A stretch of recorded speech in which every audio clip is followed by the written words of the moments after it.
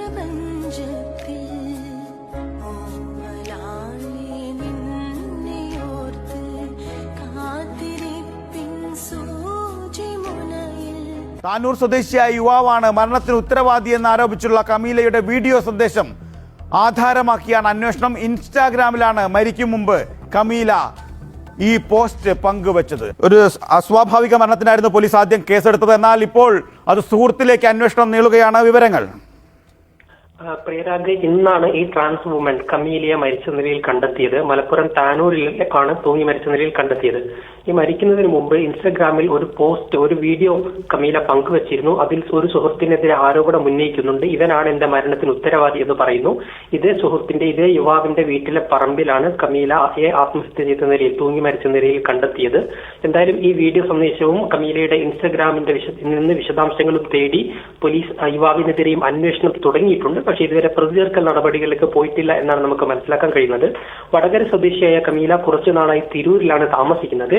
ഈ തിരൂരിൽ നിന്നാണ് ഇപ്പോൾ താനൂരിലെ യുവാവിന്റെ നാട്ടിൽ പോയി ഇങ്ങനെ ഒരു ആത്മഹത്യക്ക് വേണ്ടി ശ്രമിച്ചത് എന്നാണ് നിലവിൽ മനസ്സിലാക്കാൻ കഴിയുന്നത്. എന്തായാലും പോസ്റ്റ്മോർട്ടം നടപടികളൊക്കെ പൂർത്തിയാക്കി ഇവരുടെ സ്വദേശമായ വടകരയിലേക്ക് മൃതദേഹം കൊണ്ടുപോയിട്ടുണ്ട്. പോലീസ് ആകട്ടെ ഇത് സംബന്ധിച്ച് വിശദമായ അന്വേഷണം തുടരുകയുമാണ്. ഈ ഒരു വിഷയത്തിൽ എനിക്ക് പറയാനുള്ളത് എന്താണെന്ന് ചോദിച്ചു കഴിഞ്ഞാൽ, ഒരിക്കലും ഈ ട്രാൻസ്ജെൻഡേഴ്സ് വുമനെ ആളുകൾ കാണുന്നത് ആ ഒരൊറ്റ കാഴ്ചപ്പാടിലാണ്. എന്താണോ അവരുടെ ആവശ്യങ്ങൾ വിനിയോഗിക്കേണ്ടത് അത് വിനിയോഗിക്കുക എന്നുള്ള രീതിയിലാണ്. അല്ലാതെ ആത്മാർത്ഥമായിട്ടുള്ള സ്നേഹം കൊണ്ടൊന്നും ഒരിക്കലും ഒരു ട്രാൻസ്ജെൻഡേഴ്സിനെ ആരും സ്നേഹിക്കുന്നില്ല. അവരാണെങ്കിലും ആത്മാർത്ഥമായിട്ട് സ്നേഹിച്ചിട്ട് അവരുടെ ജീവിത പങ്കാളിയാക്കി മാറ്റുകയാണ്. അപ്പോൾ ഒരു കാരണവശാലും നിങ്ങൾക്ക് ആ ഒരു മൈൻഡിലായിട്ട് നിങ്ങൾ ചെയ്യരുത് എന്ന് ഞാൻ ഈ ഒരു വിഷയത്തിൽ പറയുന്നുള്ളൂ. ഒരിക്കലും ആ ഒരു കാര്യത്തിൽ വിശ്വസിക്കാൻ പാടില്ല എന്നർത്ഥം. ഇതിൽ നമുക്ക് രണ്ട് വിഭാഗം ആളുകളുണ്ട്.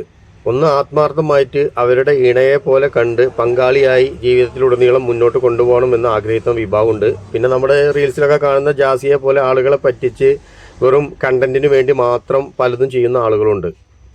അതൊന്നും ഒരിക്കലും നമുക്ക് അംഗീകരിക്കാൻ കഴിയുന്ന കാര്യമല്ല. അതുകൊണ്ട് തന്നെയാണ് ജാസിയെ നമ്മൾ നന്നായിട്ട് ട്രോളുന്നതും.